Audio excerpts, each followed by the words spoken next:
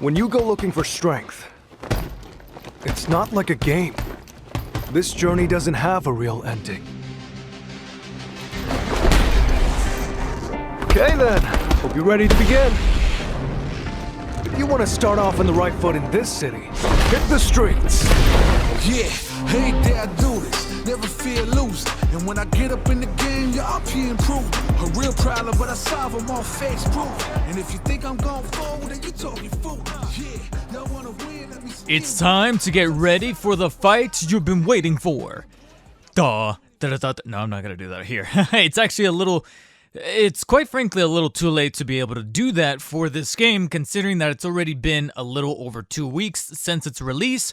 That is, of course, for Street Fighter 6. This is one of the tentpole games that I was definitely looking forward to, since it's the brand new entry into what I consider to be a bit of a fighting game franchise that I lean more heavily towards than any other. I would probably say, if I was to take some of the bigger fighting franchises that are very recognizable, that everybody knows about, Street Fighter is probably tied for number 1, number 2, along with Mortal Kombat. And then below that, I would probably say it would have, this is going to sound super stupid, it would probably be Smash Brothers. It would probably be Smash Brothers, some other kind of platform fighters, and then somewhere underneath that, it would probably be Tekken. I feel like I need to play a little bit more Soul Calibur, but Tekken is a little on the lower side because I've never really been that much of a Tekken person.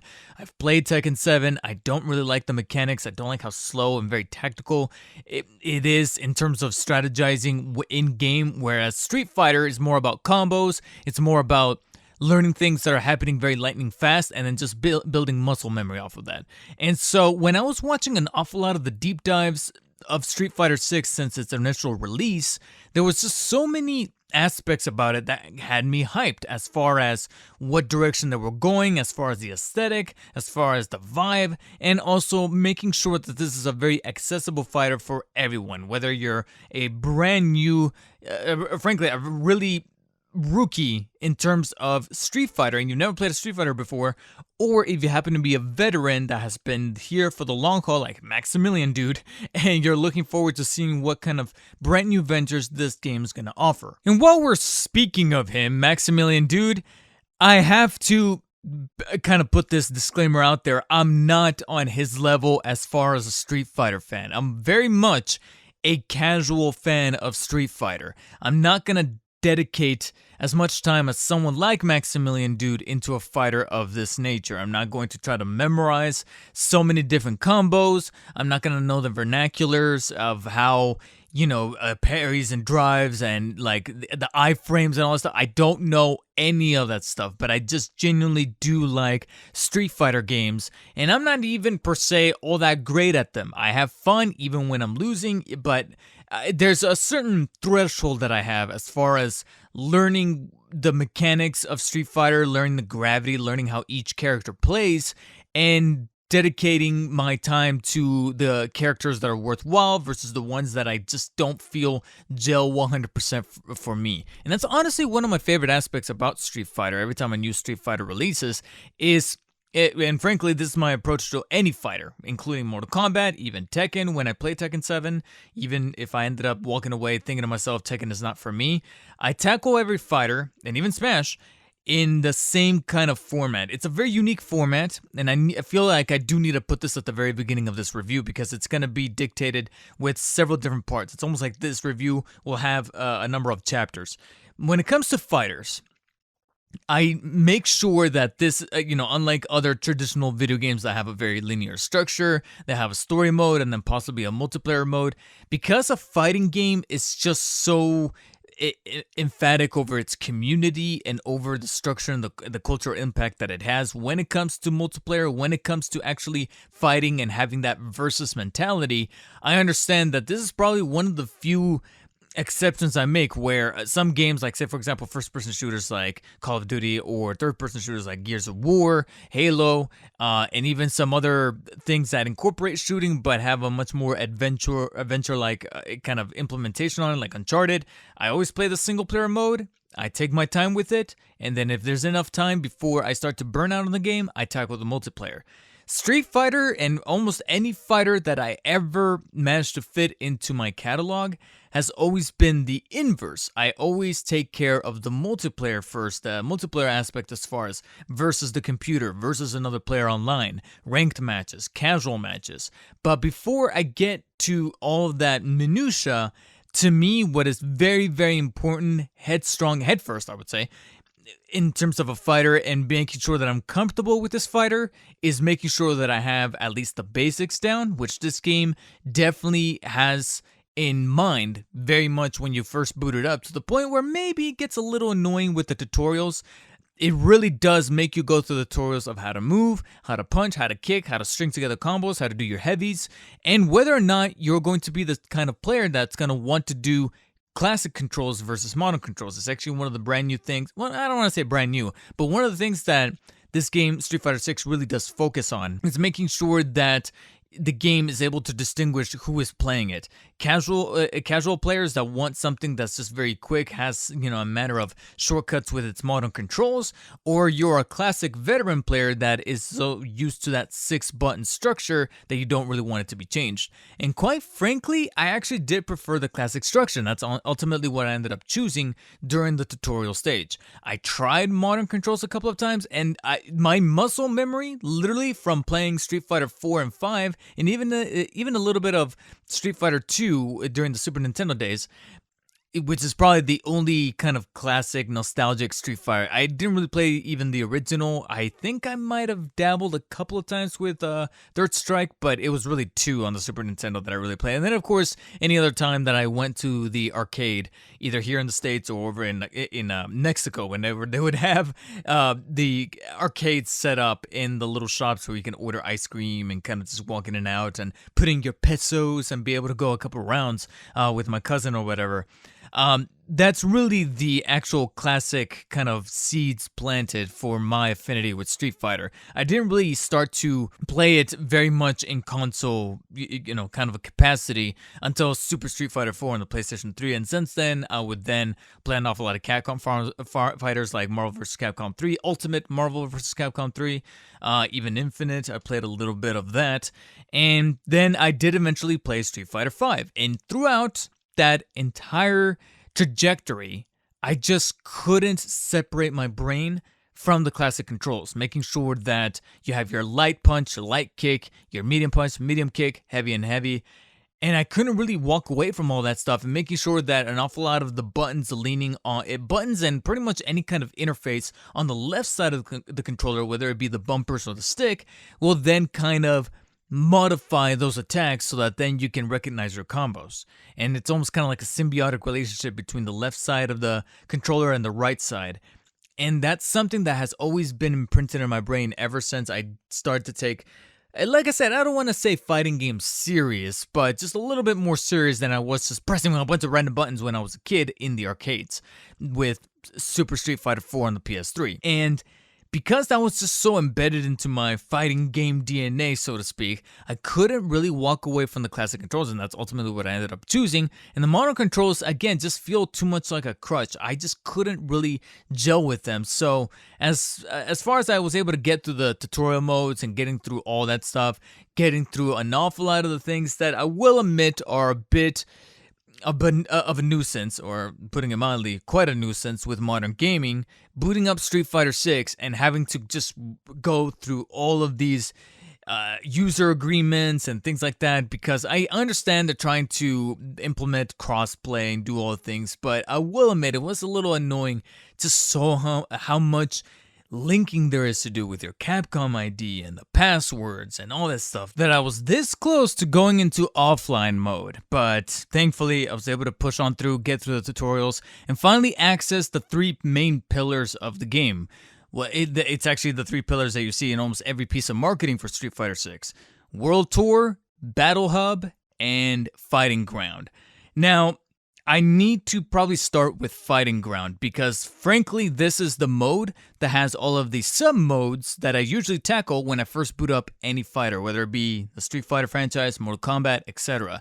And that is, first things first, get the housekeeping out of the way, try every single fighter in casual fights, whether it be with somebody online or with the CPU, preferably the CPU, because then at least I get a much more neutral expectation of my opponent, even if it's a character that I've never seen before, brand new to the franchise, or a regular character that I'm very familiar with. Because if I then go into online, there's no telling what to expect. Maybe somebody will play fair, somebody's probably gonna be a dick and spam the same move over and over, who knows. So I go into the main area where you can just set up a straightforward, standard fight, 99 seconds, 3 rounds, versus the CPU, normal difficulty, nothing too easy, nothing too hard.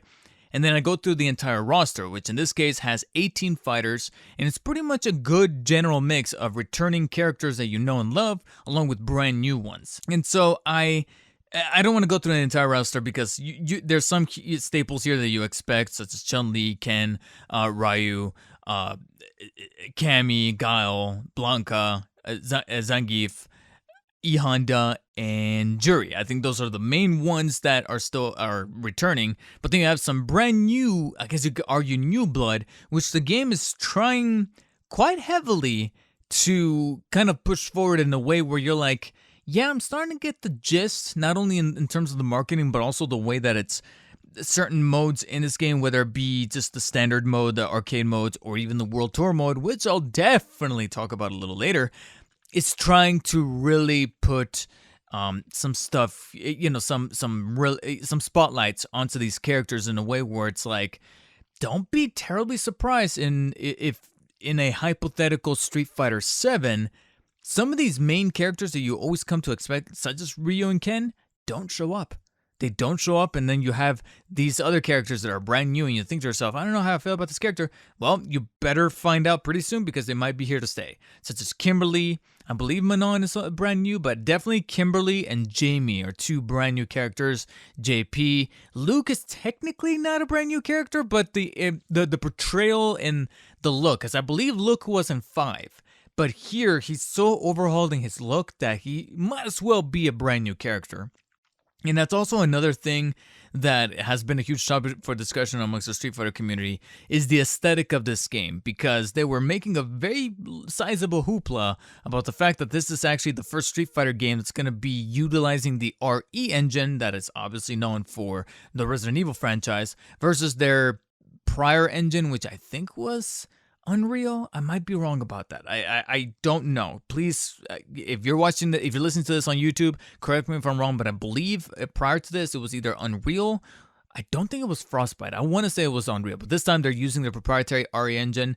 And it's funny because sometimes within the cutscenes in the World Tour mode, or even in some of these introductions they have with some of these characters, I can kind of see it a little bit. There's something about the movement at the 60 FPS 4K, which is pretty consistent, honestly. I've never seen any stutters. I've never seen anything really major as far as the visual integrity of this game.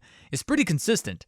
But sometimes I recognize, I don't know, there's just something about the way that the physics and just the space is occupied in certain environments of this game that I can recognize that at any moment you can take this and lift this and put it in the Resident Evil universe for some reason. I don't know. Maybe it's just me because I know that it's the RE engine. I'm recognizing that, and it might just be in my head, but I can kind of pick it up on certain occasions.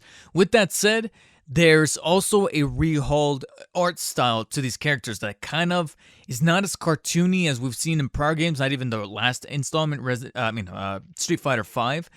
But it's also not super photorealistic. It's somewhere kind of in the middle, if that makes any kind of sense. And for some characters, it looks legitimately awesome. I'll probably say our poster boy of the entire franchise, Ryu, is probably one of the best examples of how awesome he looks in terms of the blending of the 2 styles. And even Ken to a certain degree. And then there's other characters where I'm like, there's some features that look a little too cartoony, and if maybe they were 2D animated or they have that kind of cel-shaded look, I would buy it a little better, but it's not hitting 100% here. One of them would probably be Luke because of how photorealistic his hair and the proportions on his head look pretty solid, but then he's got some giant, cartoony-ass giant muscles on his forearms and on his legs, but the skin texture is photorealistic, so it's really goddamn weird. Luke is one, to me, Luke, and I would probably say Kimberly. Because Kimberly's physique, like I said, is just so chiseled and curvy, but then you get to her face and she's so rounded in the face and her lips are just so overly proportioned in a style that it's just, like I said, it just kind of takes me out because you have very photorealistic textures, but then the actual design of the character is so, borderline anime that sometimes the engine kind of compromises a few of these looks. Of course, what I'm speaking here may not bother every single person. It kind of leans more towards the subjective take of some of the design of these characters.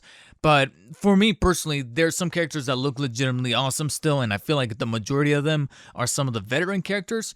And then there's others where some of these new ones, or at least the ones that the game's really pushing, that kind of have a look to them that is just a little weird because of the blending of the art styles.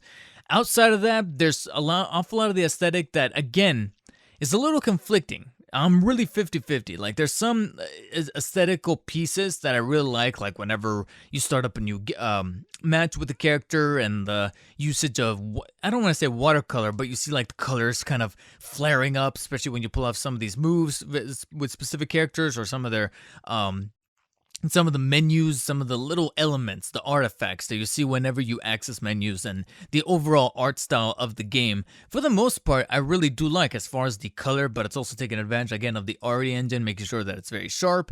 And then other instances, it's just a little too simplistic, and I know that this is just borderlining nitpicking, like finding the tiniest of things and looking at it and going, I wish that was better. There's some font usage here and there where I'm like, well, that looks pretty bland and just there. I don't know why they couldn't make it look a little cooler, a little bit more dynamic, like when certain elements as far as lettering and titles come up on the screen with certain modes, just look a little passerby. And then some of I don't know if this is just me, but I do appreciate the the face-offs that you have whenever you load up a match and you have the characters looking at each other and you can toggle the left stick to change the facial expressions. It's a quirky little gimmick. Doesn't add anything. I mean, it's fun for like the first couple of times, but after a while, it's funny because I'm not even the one that also does this. I noticed some players, some streamers actually that I watch. In fact, I would even argue Max is one of them, where at the beginning they were really toying with that, and I want to say not even a week later, they were booting up these matches, and they weren't even toggling the stick to take advantage of this like taunting mechanic where you're making the faces and going all grr like that. It didn't really add to anything. So even if it's funny the first couple of times, I then look back and go, why was this thrown in there? Why couldn't this be allocated towards something else? And then it's funny because you have these moments and then you have the actual match load up, and per every Street Fighter, you always have the characters say a line to each other when the match starts, especially one that's tailored made for that character that you chose, so that the opponent chose. I don't know what it is, but there's something about the presentation of these character intros when they actually, not the ones when they're walking in, but when they're already on the fighting stage. Where it's like if it's Luke and he like throws a couple punches and he's like, get ready or something like that. It's just so standard. I don't know what it is, but they're so not dynamic. And I don't know why. I remember Street Fighter 4 and 5 having much more dynamic intros like that. So I wish they were, again, with the brand new engine, I wish they would have taken a little bit more advantage of something like that. Instead of just making it so just standard. I wish that they would have pumped that up a little bit better. But I knew that those were very superficial things. What needed to be nailed is the actual fighting. And again, I need to emphasize that I'm not Maximilian, dude. I'm not a fighting game expert. I don't know about these iframes. I don't know about specific combos or, which character gets aggroed more. I think that's even an RPG thing. I'm probably butchering probably compromising my integrity as a gamer here. But I just know that for the most part, in a very broad strokes, big picture kind of way, the actual fighting in this game is solid. There are some characters that I prefer over others. I can tell you right now that my mains, with almost any fighter, not even just Street Fighter, but also Mortal Kombat and even Smash Brothers, I would say that I lean heavily towards very quick characters where I know I could take them. They have some very rapid fire attacks that I can then take the opponent and lock him in there, especially if I'm able to paint them in the corner, which even at times this game kind of encourages you to do, to like put them in the corner. That way you can throw them up against the wall. They get kind of canceled out in a way where you can pin them in that wall and then kind of transition into some form of combo that you can then juggle them in the air, or at least lock them down towards the ground and kind of put them in a daze. And so this resulted in pretty much a match made in heaven, because to take advantage of this mechanic, I really wanted to rely on an awful lot of those quick characters, those characters that have those very rapid attacks, such as my main waifu in the Street Fighter franchise, Chun-Li. And sure enough, Chun-Li's still awesome to play here. Those legs are still as quick as ever. She's able to do that, kicking mechanic that I really like. That kick attack where it's just like rapid fire. There's an awful lot of instances where characters like this in, like I said, Mortal Kombat, when they're able to do really rapid fire attacks. It's the reason for why in Smash Brothers I gravitate an awful lot towards Fox and Captain Falcon, because they have those style of attacks, those rapid fire attacks that I can utilize to then lock an opponent inside of that box, to be like, okay, you're mine now, I'm going to lock you into this fight, and then be able to swing myself into some kind of combo that is just as quick and deadly. So Chun-Li was definitely one of my mains. Cammy definitely surprised me. She didn't achieve main status, but she got really quick, so she's almost kind of like an honorable mention. But as far as my actual group of mains, it's Chun-Li. Surprisingly, it's Jamie. I would almost say that Jamie is to Chun-Li in the style of fists. So not so much in the kicking, but more so in the verticality and the usage of his fists. I have yet to really master the drinking, quote-unquote drinking mechanic of being able to take a swig and be able to ante up his moves, because he gets souped up the more that he drinks. But he was able to do with his fist the way that I like to utilize Chun-Li's legs as far as her kicking mechanics. So I was among the brand new characters that the game introduces as far as brand new fighters. Jamie was actually the one that I looked at and went, okay, you know what? I actually ended up going a few extra rounds with him when going through, again, the fighting ground mode, where I was just trying out the entirety of the roster and thinking to myself, who am I going to gravitate towards and who do I not like? So as far as who I do like I said, Chun-Li, Jamie, a little bit of Cammy, and Manon. Now, I understand Manon is funny because I really do like playing with her as far as how kinetic she is on the stage, because she is a ballerina dancer, and that's really the theme behind her style of fighting. However, I definitely understand when people get pissed off at Manon as far as how grabby she is. There's times where even I'm like, the game has a dedicated grab feature, and yet for some reason Manon has almost like a hidden grab baked somewhere into her punching combos, where I'm like, I know that feeds into your ballerina style, but that's a grab. Why is that grab inside of some of the punches? I don't understand that. So even though I did like playing as her, there's times where I do think if there was any character that would get nerfed by some form of patch, some kind of update, I would not be surprised, and I would definitely be understanding if it ended up being on Manon's side. And then I almost want to give an honorable mention to Dalsum.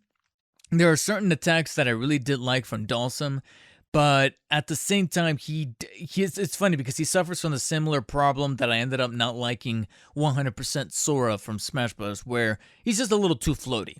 There's moments with Dalsum where I feel like if you're going to dedicate to an attack, you better go all the way, because the amount of time that he takes to recover from the attack, because obviously he needs to pull the arms and the legs that he's able to stretch to perform such an attack, or the amount of time it takes him to literally float from the air to the ground because of how floaty his jumps are, because he's utilizing the power of yoga.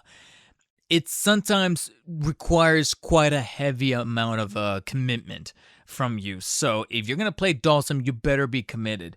And frankly, I didn't feel like I can commit all the way. I did have fun, but in terms of, like I said, all the people that I liked, the darlings that I'm willing to kill here, like I said, were either Dalsum and I guess you could maybe argue Cammy. So my top three would have to be Chun-Li, Manon and Jamie as far as my mains.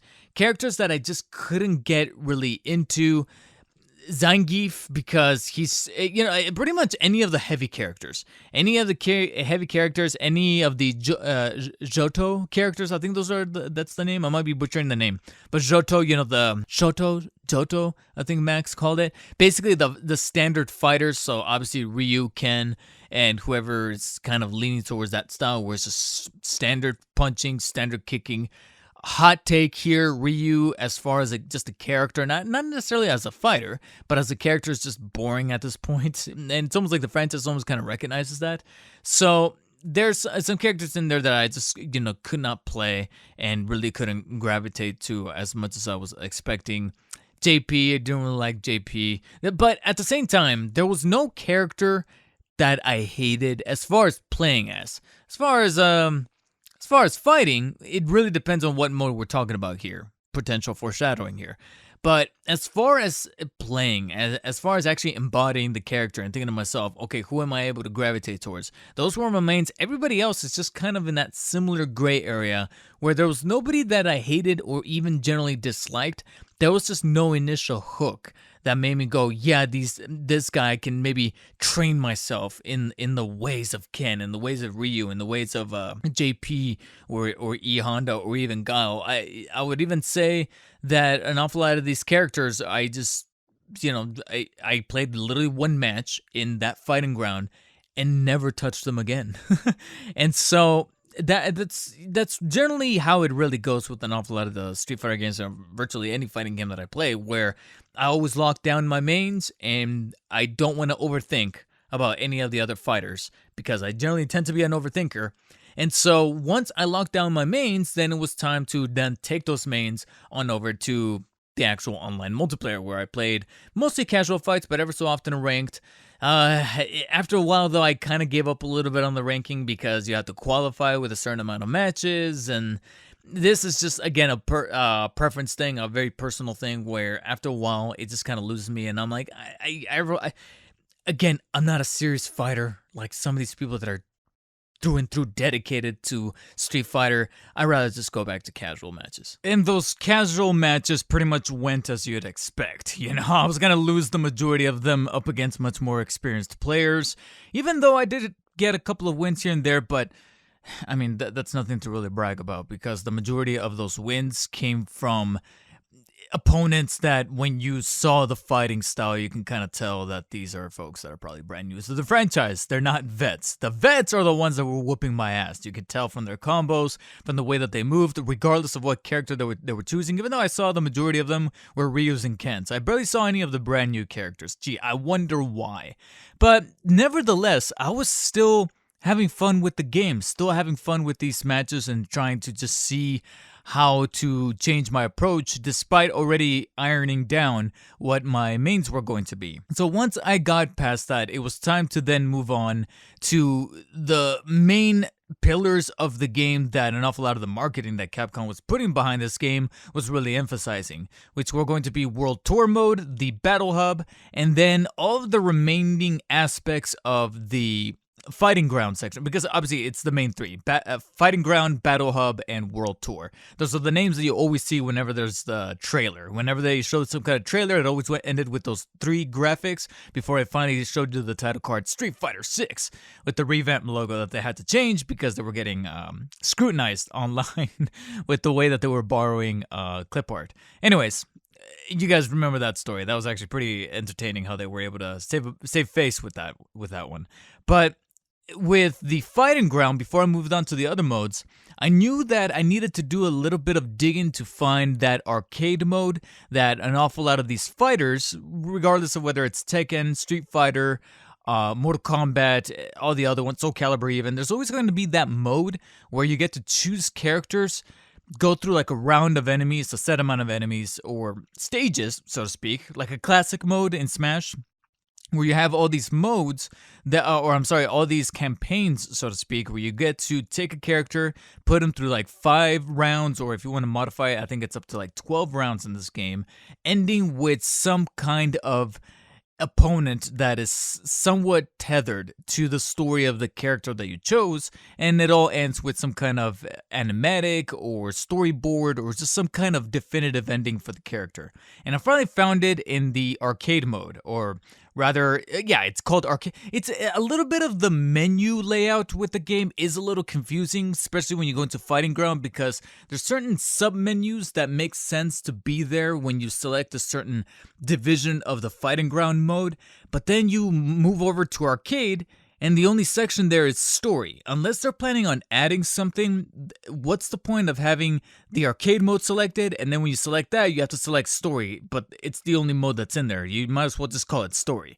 You know what I'm saying? It's like an added step. But anyways, nitpick aside, you choose the story mode, and this is the mode that I was looking for, where you get to choose a character, put them to the different endings. However, I am now over 30 years old.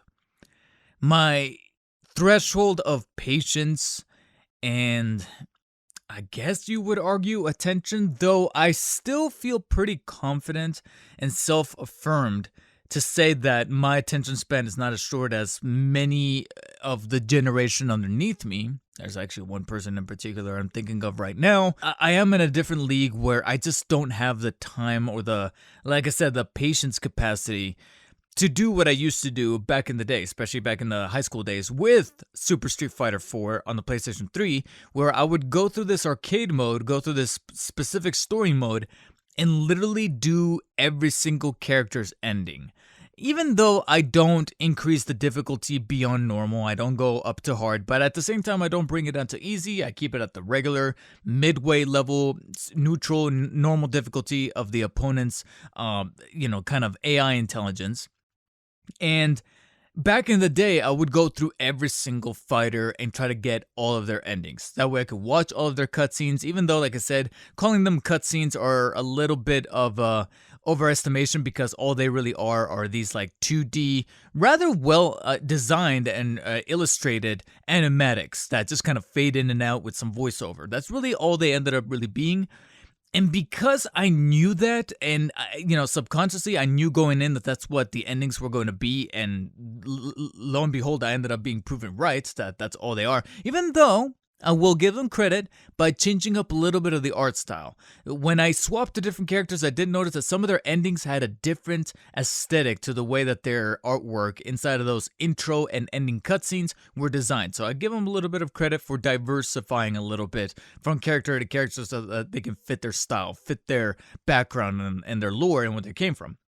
So that was pretty cool. But again, being now over 30 years old, my patience is not where it used to be. And so I made the decision to simply just prioritize the story modes, or those arcade modes, for my mains. Once I got my mains out of the way, I thought to myself, we have the World Tour mode, we have the Battle Hub, we have to create my own character, we have to do all these other things. I'm done. After I got my mains, I didn't want to do any of the others.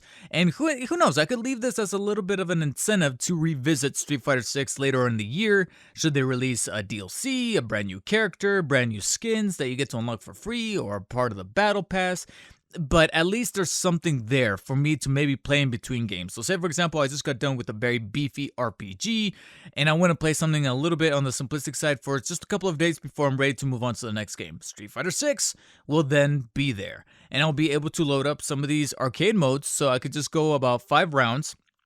4 of them are actual enemy opponents. And then the middle stage, at least if you're doing the 5 one, I don't know about the 12 one, but the middle stage for the 5 round one is the classic destroy the vehicle mode that you have seen from other Street Fighters ever since the Super Nintendo days, where you have to destroy the car. Only this time you have to destroy a semi, but the main objective kind of remains the same, and it's still pretty fun, even though it's just pretty straightforward. And I never felt like it was changing from character. I would probably argue that the only thing that changed was really how much damage the semi was taking, depending on your character, and depending on whether you or not you're fighting as strong with that character. And I'll admit that some of the weaker, well, I don't want to say weaker, but some of the characters that I wasn't personally gelling with as much as my mains, I did struggle a little bit more with that semi, to the point where it wasn't fully destroyed by the time that the timer ran out. And so that kind of served as a bit of a litmus test as to who were my mains versus who I just felt a little comfortable with, but I wasn't fully on board. And finally, when I started to transcend into the realm of characters that I know I didn't like, that's where I finally stopped myself from carrying on through with more of the arcade modes before my OCD finally said, oh, well, now you have to do all the endings. So overall, I had a good fun time with the arcade mode, with the story mode. It's the classic mode that you typically expect with these endings and going through the rounds, and I was enjoying myself, but I knew that I needed to quit while I was ahead so that then an awful lot of my time, and again, patience, can go into the last two modes that were brand new to the Street Fighter franchise with the 6th installment, the Battle Hub and the World Tour mode. The Battle Hub is a little easy to kind of actually breeze on through because it kind of breezed on through to me as I played it. This is actually the mode that is going to have this big intro sequence and then introduces the concept of creating your own fighter in a very RPG style kind of way, in terms of pretty much customizing all the tiny little nuances of your character, whether it be the clothing, the style of your face, skin tone, your physique, all these kind of things. Now, admittingly, Capcom is not necessarily a stranger to this concept. I mean, this is Capcom. They have two of the biggest RPG character creator type of systems that they probably went over to those houses and said, hey, can we borrow this for Street Fighter, because we're trying to do something a little bit new and different. And that's pretty much what they incorporated here. And those two properties that I'm talking about are obviously Monster Hunter and Dragon's Dogma. Those are the two that I think about and I go, yeah, if you played those games, this character creator is not necessarily anything new, it's just new to Street Fighter. So if you've never played an RPG, then you're going to feel pretty astounded by the amount of depth they gave you to this character creator. But for me, it was pretty standard. It was just invigorating to see that that was incorporated into a fighter that you're going to be able to see in the Street Fighter world for the most part. And I guess more of that will be further expounded on when we get to World Tour. But with Battle Hub, it's a little bit more surface level, because the amount of customizability with your character creator, it really is pretty deep and pretty nuanced. And the only area that I would say was just a little difficult to really nail down were the eyes for my character creator. Once I got the eyes down after futzing, and again, that could also be attributed to my OCD, never feeling like something is perfect and actually sculpted it in a way that I wanted to. But once I was able to actually let go of my OCD tendencies and finally take a step back, look at my character and go, you know what, that's just going to be fine enough-ish to represent me or look like I do if I was to be just, zapped Tron style into the world of Street Fighter, then this is pretty much how it would look like. And so once I was thrown into the Battle Hub, you then get thrown into a literal hub room that you've probably already seen in some of the promotional material, where you have all these arcade machines, you have these people behind the desks to sign you up for tourneys and for shops so you can buy stuff to upgrade your character, etc., etc. That's really the physical lengths of it, if that makes any kind of sense. That's really what the Battle Hub is, this entire section here. And the game is pretty self-explanatory about that. It's like a segment of the game, this entire giant room via the different servers that are set up all around the world for, international, world-renowned Street Fighter players to then kind of congregate and form a community. And it's funny that this is really one of the main pillars of Street Fighter 6, because it also speaks to the messaging behind Street Fighter 6 with its aesthetic, with the way that it's utilizing its music, it's utilizing its commentary, it's utilizing its kind of visual style, with the way that the health bars appear, with the way that certain elements on the screen appear, as far as the timer, as far as the, ready, fight, type of thing that usually shows up on screen, because you usually expect something very flare-like, something very fiery with Street Fighter. I mean, just take a look at the logo. I mean, despite the hoopla that was happening about a year and a half or so ago when there was that controversy behind the art style of the logo and them borrowing clip art from someone online and paying for it via a PNG on Adobe, etc. Once you get past all that, take a look at just think about the Street Fighter logo, how it looks like now with the 6th game, and how it looked like back in the day with Street Fighter 4, even Street Fighter 5, and how fiery and very edgy and very in action it looked. And that's because this game is trying to speak, and a lot of people have already said this, it's trying to speak more so to the eSports crowd. And the way that the characters kind of walk down the hallway when you start up a match, again, going back to the slightly superfluous function of being able to toggle the different faces to taunt your enemy, so to speak. And then, like I said, the online commentators being able to switch them on and off in matches so that they're literally commenting on your moves and on your opponent's moves and how the match is really going. And then, of course, the implementation of the Battle Hub, being able to talk to people, bring up the chat, being able to, toggle these emotes and then go around and developing your own character to look as mongoloid as possible, while at the same time just having that kind of meta nature of seeing your character interact with others and then fighting very Street Fighter style, and then implementing this RPG system behind it in the form of the currency you earn, the articles of clothing that you can buy, whether they are kind of acquired in game or via the notorious battle pass, which of course is not necessarily going to be rubbing in a very positive light with an awful lot of people, despite how, what's the word I'm looking for, how much of a stigma there is behind monetization in video games for the past goddamn decade or so. There is something there that is very embedded into the culture of where games are now, whether you like it or not. Street Fighter 6 is very self-aware about that and about, where we are in quote-unquote the metaverse. So that's really where you get your biggest heapings of that with Battle Hub.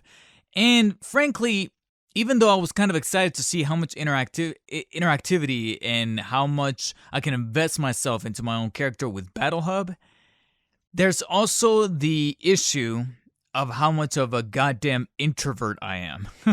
So if I wasn't going to be spending too much time doing simply ranked matches, let alone casual matches online in the fighting ground mode, you can bet your ass I didn't last any longer than an hour in the Battle Hub. Now, that's not to say that I didn't walk away with some pretty funny experiences. There was one little exchange where I just left my character just kind of idle somewhere in the hub. I can't remember specifically where. And someone, I'm cracking up as I'm thinking about it now. Somebody approached me named Walter White and asked me if I'm there for the product. You could definitely tell where this conversation was going.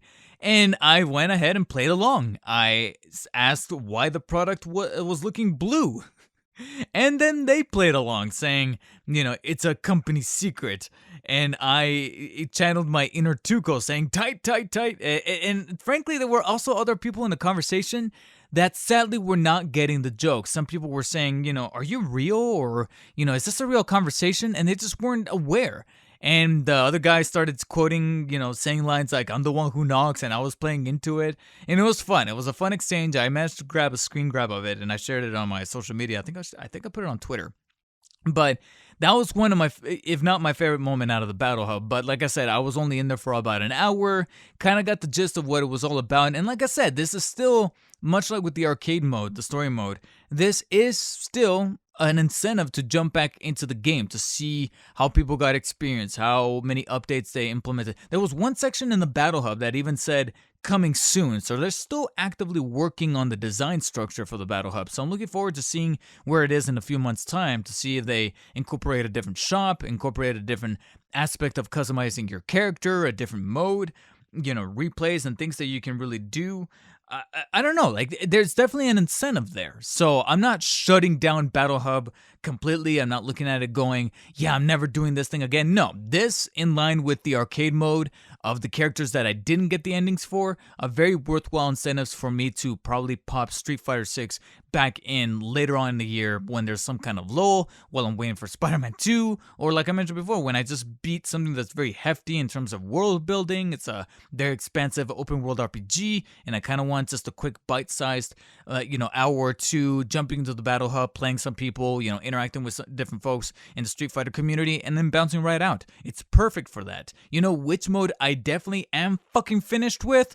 World Tour. This is the one. This is the one that I'm definitely not touching should I boot this game back up later in the year. This is the aspect of the review that I was definitely looking forward to. The one that made me go, yep, I definitely need to go in front of the mic beyond just putting out a tweet, even though I'm probably still going to do that, as to why it is that this is the mode out of the entirety of the game that disappointed me the most, because it was the one that I was looking forward to the most with the marketing material, the one that really intrigued me as the months counted down to its release. The World Tour mode, aka the main story mode that Street Fighter 6 was putting all of their eggs into that basket, saying this is the definitive Street Fighter experience, because that avatar, that custom fighter that you created with the character creator in Battle Hub can not only be also created in the World Tour mode, but then can be incorporated and transferred on over to this mode as a saved file. I think, I can't remember what, recipes. This game calls them recipes for some reason. But basically, you can take some of these fighters that you create in Battle Hub and utilize them as your avatar to go through the World Tour mode, which is essentially a custom-made story mode for Street Fighter 6. And when I heard that on paper, in concept, I thought to myself, this is awesome. This is something that I've been wanting Street Fighter to do, whereas because a lot of fighting games have always tried to do something unique apart from each other. Because right now, when you think of a very cinematic story mode experience in a fighting game, the company and the franchise that immediately comes to mind is frankly NetherRealm, NetherRealm Studios, with the Mortal Kombat and Injustice franchises, because they have I don't want to say a proprietary engine, but they have some kind of weird voodoo magic happening over there where they're able to nail down those facial animations and the choreography to a fucking T in a way that it really does feel like you're watching a movie when you witness any of the cutscenes from those NRS games campaigns. And whenever you see a cutscene, it looks legitimately awesome. So awesome that should you beat the main campaign and all you want to do is just watch the story all over again, I feel like more people gravitate towards those YouTube compilations more than any other fighting franchise out there, because of how they were able to really nail that formula for contemporary NetherRealm games. So like I said, the mainline trilogy, the brand new, so to speak, trilogy before we get to Mortal Kombat 1, Mortal Kombat 9, or as it's just called, Mortal Kombat from 2009, Mortal Kombat 10 or X, and Mortal Kombat 11. And then with Injustice 1 and 2. So they really got a formula down pat over there. And so with other franchises like Tekken, I mean, Tekken kind of has a little bit of a story mode thing happening. And then we got Smash, where they did that recent mode in Ultimate that had the little board that you get to move your character around. I wasn't the biggest fan about it, but it was a worthwhile effort. It was unique, and nothing about it really frustrated me. This one frustrated me because when you start the game off and you're going through the city under the training and guidance of Luke, one of the brand new, well, again, I don't want to say brand new characters, but one of the characters that the game is trying to put a little bit more emphasis on versus some of the veterans that you know and love, then you're kind of thrown out into the world. It's from a third-person perspective where you get to move your character about, interact with people, talk to them, and then, of course, have to fight them, all while incorporating RPG elements to level up your character, make them stronger, acquire brand new skills through a skill tree, being able to acquire new forms of gear in the forms of apparel like clothing, accessories like watch or like brass knuckles, things like that. Very cosmetic stuff, and eventually you do get the option of being able to toggle the appearance versus the actual attributes that get to be added to your character. So I'm like, all right, cool, this gets unlocked at some point in the game. So you're able to then kind of fit different things to your character to make them stronger. But to me, my favorite aspect, the thing that I was looking forward to the most with this mode, beyond being able to explore the world of Street Fighter at my own leisure in a very RPG style kind of way, was being able to interact with all of the mainline Street Fighter characters that you know and love, And under their training, you get to take some of their moves that you really love as far as like which character you main with and being able to retrofit it into your own custom fighter. So for me, the things that popped into my head and made me go, yes, I definitely want this, is to grab as much of the kick abilities that Chun-Li has, but then also take some of the punching mechanics that Ryu and Ken have and fuse it into one character that is now looks like me. And on paper, and for the majority of this World Tour mode, you really can do that. And so I was actually having a pretty good time, even though I was able to overlook the flaws that the story had, because the story was really not doing it for me. It was very cookie cutter. You're training with this other character named Bosch, but of course Bosch is going to be your rival. He's pretty much your Gary. If you've played Pokemon, he's your Gary. He's your rival. He's the one that's like, I'll get you next time, but in the meantime, we got to get stronger. Let's go eat. Let's go do this and that. And so you're going through these things. You're trying to learn more about the world and how to interact with it, how to interact with people, how to fight with people. And then the more I went on, the more I came to a realization that Bosch, as your quote-unquote Gary, is not the only Pokemon, and I don't even want to call it analogy. Frankly, I'm just going to full-on call it mechanic that they legitimately, or allegedly, I guess you could say, borrowed from that franchise and incorporated into this game. There's so much happening in this game that is directly lifted from Pokemon that that the World Tour mode then starts to dwindle in identity to make me go, oh, I'm really want to invest myself into more, because then as you progress in the story, you start to get into the weeds of the crime underground, as an awful lot of these characters like to speak in very hokey dialogue, most of which is not even actually vocalized. There are some cutscenes that are played in real time within the RE engine, but then these cutscenes are kind of gone in a flash, and then as soon as you're done with them, you then have these static kind of back and forth interactions with characters where they make the grunt noise, and then you have the subtitles that you still have to read at the bottom. Does that sound familiar? Yeah, fucking Pokemon. Or frankly, any recent Nintendo property, because nobody gives any flack to them for doing the same exact thing. Tears of the Kingdom. You have some cutscenes with voices, and then you have some, but then you have the majority of the character interactions, by them just looking at you going, huh? And then you have the subtitle reading out at the bottom. Either do it all the way, do the entire thing like that, or do all of it with full-on voice acting. Don't do this half and half bullshit. I kind of hate it. And it's funny because you know who I noticed does this the most? Companies that have the fucking money for it. I hate this. This is Capcom. This isn't some indie company. It's Capcom, and then over there with the little jab that I just made with Zelda, that's Nintendo. You guys have the money. Pay the voice actors. All right, if she wasn't flat out lying to this day, I would still be believing. I think her name was Helena Taylor, the voice actress behind Bayonetta 3. I would be believing her story, because then you're putting out this bullshit where you have half of the cutscenes being voiced and then half just having the little grunts and then the subtitles that I still have to read. Either go all the way or don't. I hate it when game companies does this, and I hate this across the board. So it's not just Nintendo. I'm not just saying this to be a Nintendo hater. Capcom is doing it here as well with the World Tour mode. And I'm sorry, but the more that I progressed with the story and noticed that this was happening, the more it started to get on my nerves. But not as much as some of these gang members that are roaming across the Metro City area. Because this is another element lifted from Pokemon. As you kind of traverse the environment, you have these gang members who are like, looking for a fight, and they come at you and swing at you, and when they hit you, you then get thrown into a fight, a enemy encounter, so to speak. Again, does that sound familiar? Those Pokemon trainers that when you come into their line of sight, the little exclamation mark comes up and you have to fight them.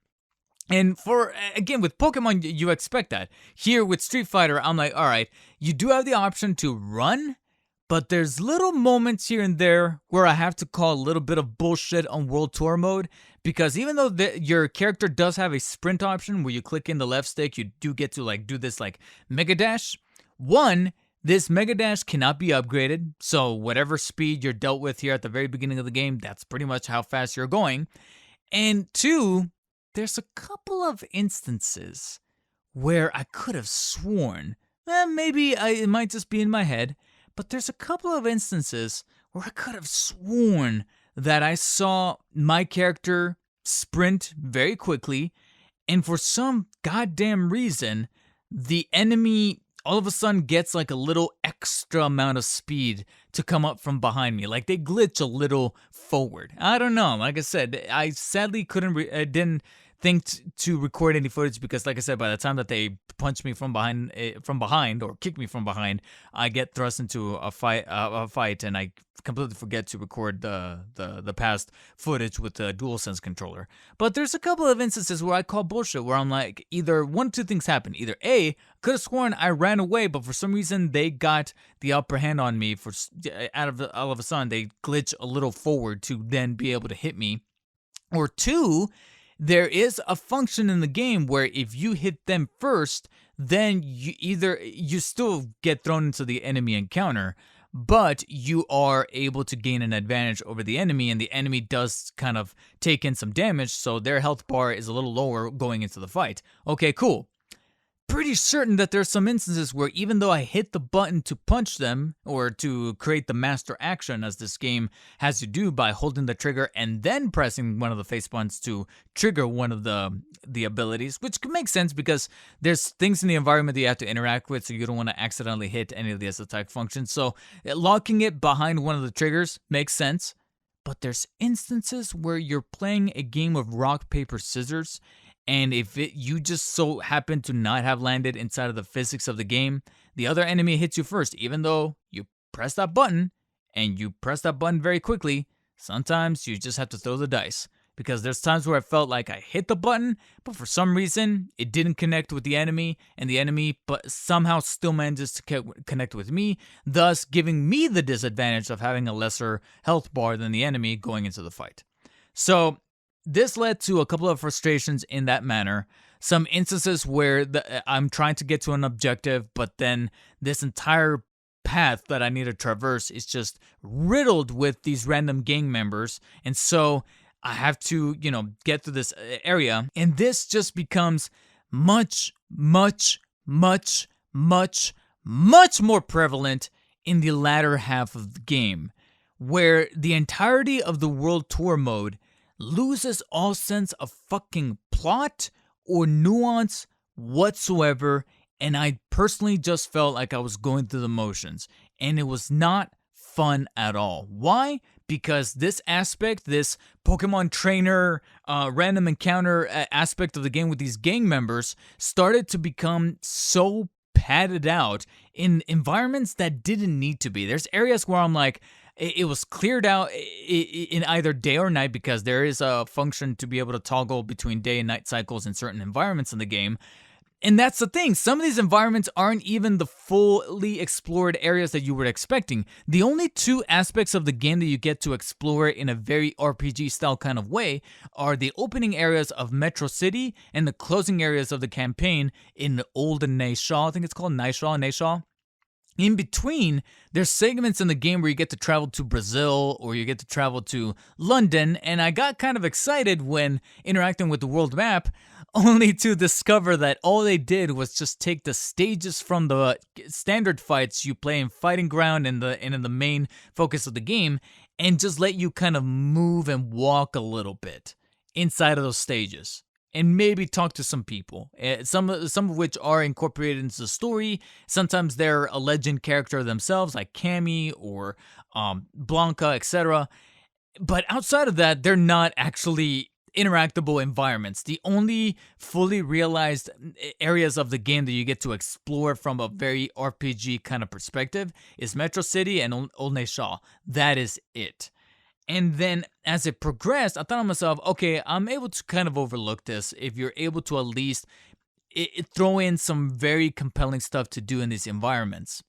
That's where they done fucked up, because there's very little to do in this game that is compelling. Is there a lot of content here to warrant a 15-hour campaign? As I was reading and I looked it up, this is a 15-hour World Tour mode on average.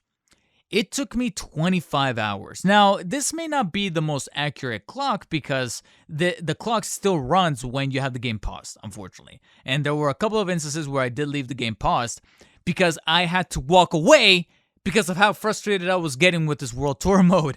Because A, those enemy encounters were becoming too frequent in areas that I know I'm just trying to get to the next character to tell me where to go. Well, David, why don't you take your time talking to some of these folks, to, interacting with these characters so that you have a much more firmer understanding of where to go next?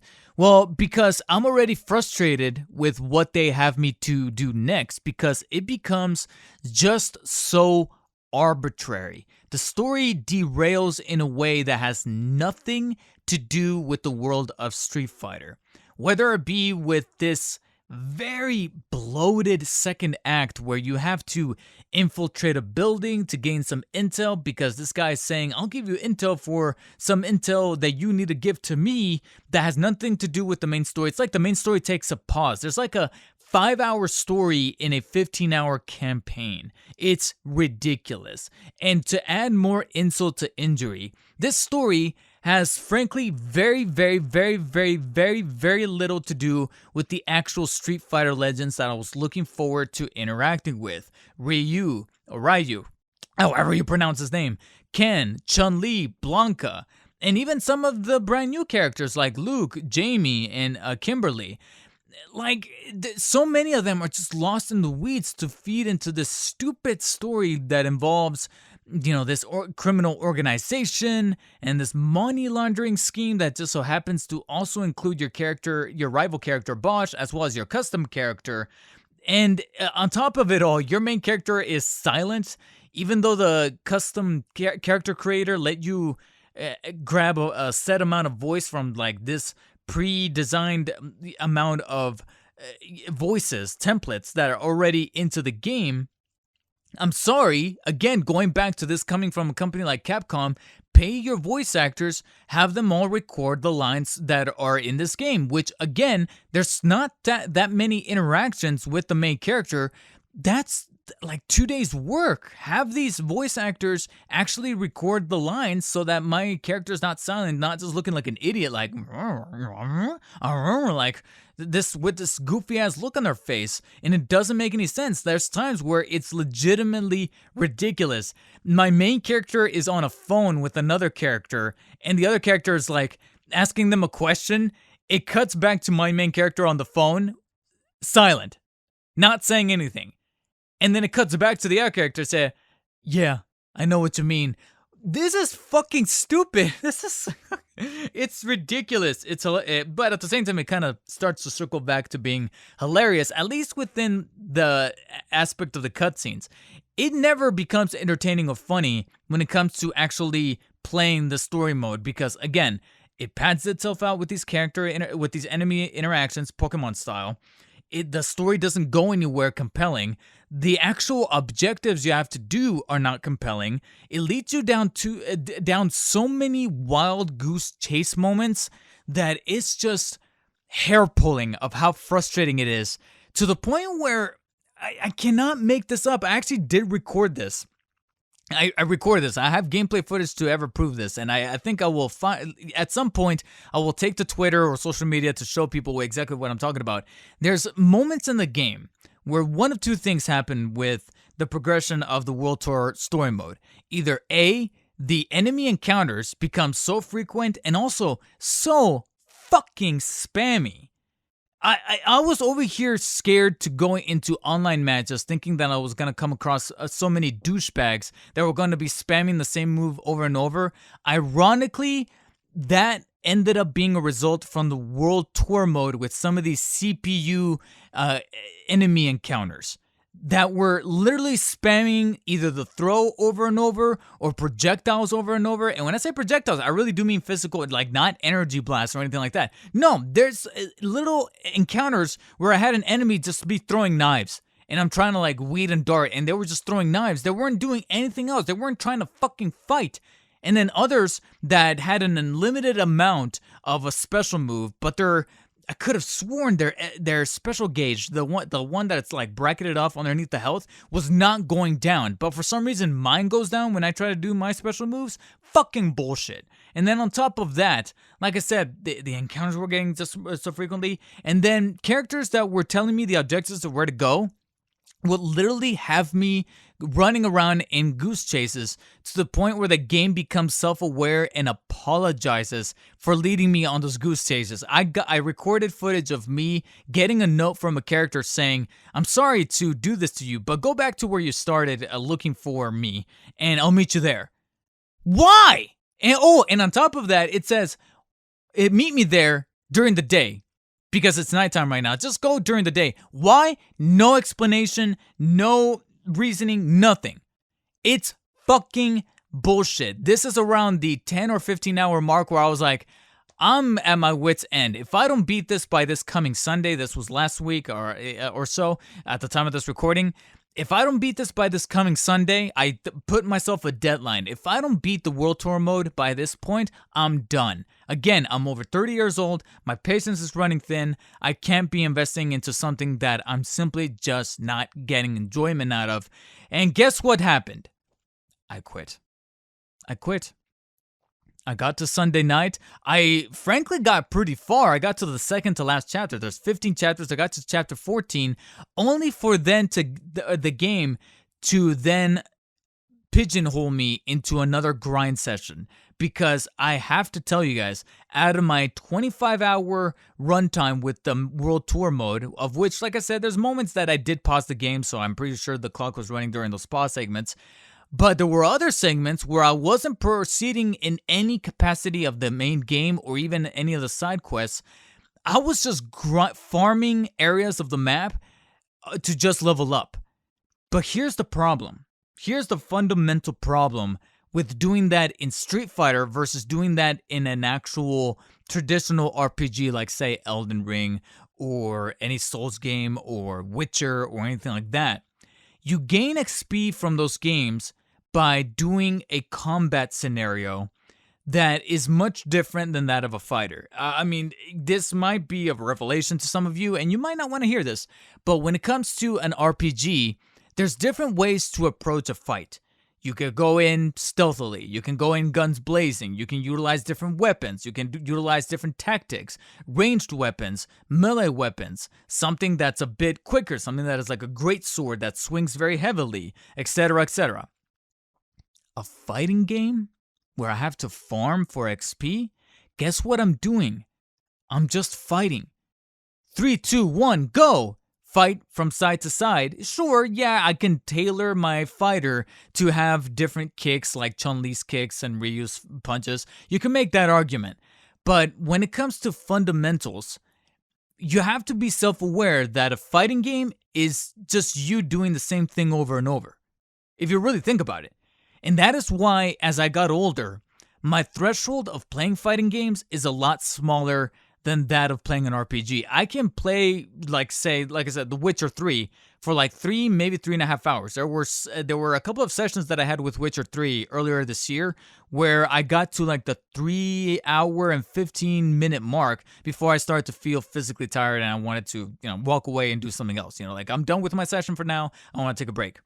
With fighters, not just Street Fighter, but even Smash, even Tekken, even Mortal Kombat, once I reach hour 2, maybe 2:15, 2.5, then I start to feel tired and I want to walk away because fundamentally I'm doing the same thing over, fight from the side, bush, bush, bush, bush, bush, bush, winner, all right, round 1, round 2, it's only so much that you can really do. It's not like an RPG where you have different environments that you can traverse to, different approaches to the fight, where you can do something, like I said, a little quieter, a little slower paced, or something really quick so you can be very much more brash and head on.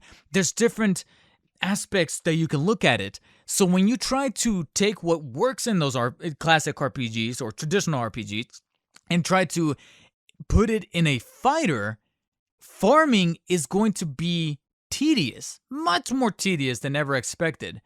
And now you're going to tell me that in the last act of the game, the last 10 hours, you're going to make me farm to no end just to get to level 40, to get to level 45, just so I can go over one enemy encounter that even though this enemy, or this boss, so to speak, quote unquote boss fight, is the same level as me, but for some fucking reason, he's able, or she even sometimes, he or she is able to withstand more damage than me, but when they get 2 or 3 punches, half of my health is already gone?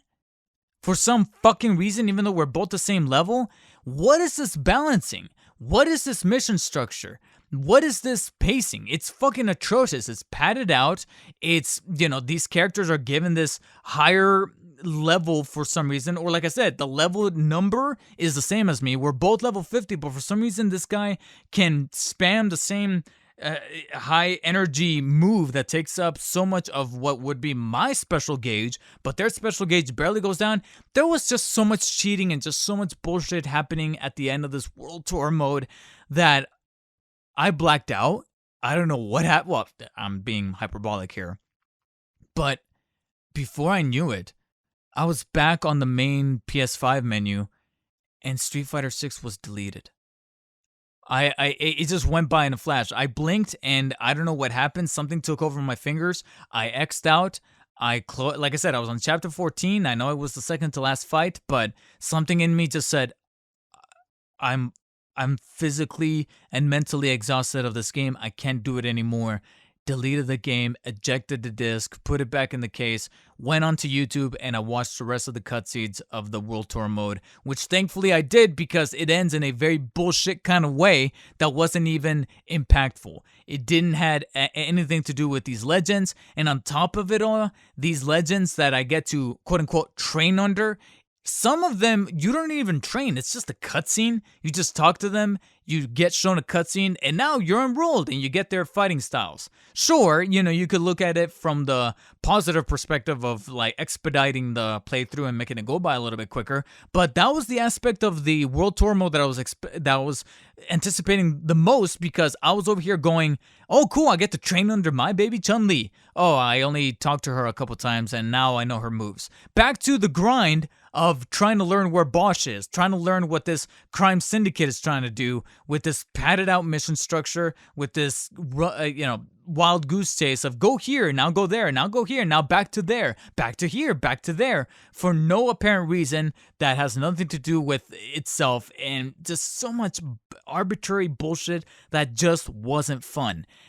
On paper, World Tour mode sounded like something that could have made Street Fighter 6 the complete, perfect Street Fighter package, but it then brought me to the realization that they brought someone or a group of people to work on this mode that probably played some recent RPGs, but they don't know how to make an RPG. They probably heard all of the, or maybe they heard of the RPG genre in gaming, but they never played as many as they should have to know what makes a proper RPG, of what someone, I'm already running out of my voice, someone who wanted their character to be in the Street Fighter world to actually want out of that Street Fighter world, which is to interact with our heroes, Ryu, Ken, Chun-Li, Guile, even Jury, for those feet people out there. Actually go under their wing and build on that relationship, like have relationships with these Street Fighters and level up and learn new moves through them in a very worthwhile and earned way. Nothing feels earned about what you get for your character by the end here, all while doing a bunch of tedious shit that is just feeling empty by the end. And here I am, not feeling at all remorseful about quitting the World Tour mode. Fuck that thing. If anything, like I said, when I do boot up Street Fighter 6 later on in the year, it's going to be for whatever story mode, arcade mode that I didn't get to do for some of the characters so I can get their ending cutscenes, or go back into the Battle Hub to see what other kind of monstrosities people created for their avatars, and to see what other new features they incorporate into the Battle Hub itself. I'm just really disappointed in the Battle Hub mode. in the World Tour mode, that I was just very heartbroken to see that the aspect of Street Fighter 6 that I was looking forward to the most ended up being its most disappointing, and it's the biggest blemish to keep this game from being, like I mentioned before, the perfect Street Fighter package and the definitive Street Fighter experience. it's still a solid fighter. The fundamentals of which character you get to take up as your main versus the other ones you can kind of experiment and learn and actually take very seriously. Like, this is the kind of game that if you really want to break away from being a casual player, which there's nothing inherently wrong about being a casual player. I still feel like I'm a casual Street Fighter fan. I'm not a hardcore fan. Again, I'm not Maximilian dude, but at the same time, I can see so many aspects about this game that really are custom made to not only speak to the esports crowd, but also speak to the crowd that want to make Street Fighter 6 their definitive Street Fighter experience from the fighting perspective of just taking these characters and learning them, being able to iron out what doesn't work for you and making sure that you train. They give you all the necessary tools to be able to adapt, whether it be with an awful lot of the character guides as well as the tutorials, being able to hone in on combos, being able to give you a very comprehensive way to look at these characters and be like, all right, this is what I'm going to learn, this is what I'm going to master, and I'll get there eventually, much like in a very self-aware way to how some of these characters do, specifically Ryu, who's always going for strength. So it's cool that they were able to nail so much of that. And again, the arcade mode is still there. The battle hub is probably one of the more compelling aspects about this game as far as feeding into the nature of community, feeding into the nature of the esports crowd, while at the same time making sure to take advantage of where we are in technology with servers, making the world a little bit smaller with Street Fighter, and making sure that people are also having a great, fun experience while interacting with the Battle Hub, interacting with each other, and having that definitive multiplayer experience in the form of just casual matches, ranked matches, or possibly even tournaments later down the line. And I can definitely understand that Street Fighter 6 is probably going to be in the esports realm, especially when EVO comes around, for years to come, probably up until Street Fighter 7 rolls around in probably another decade or so. So it's pretty understandable. I just really wish that they would have gotten this shit together for World Tour mode, and it's a shame that that was my last experience that thoroughly burned me out of my first-hand look at Street Fighter 6.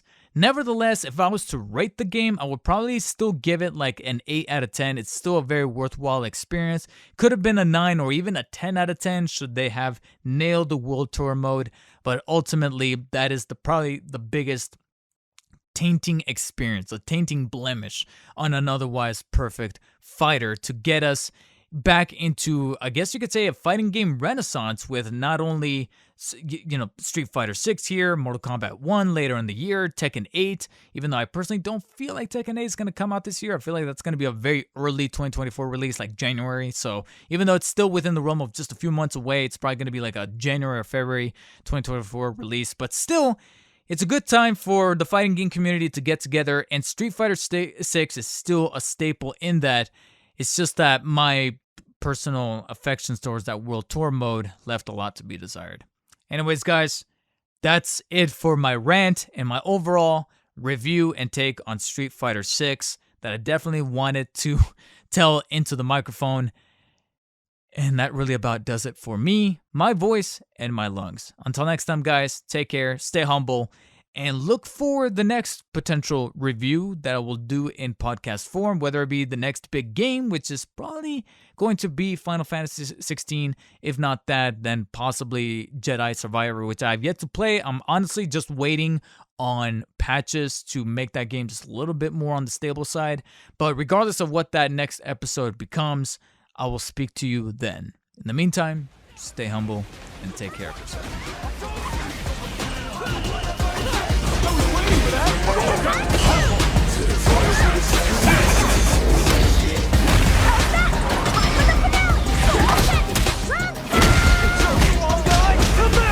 This is our destiny. My secret art!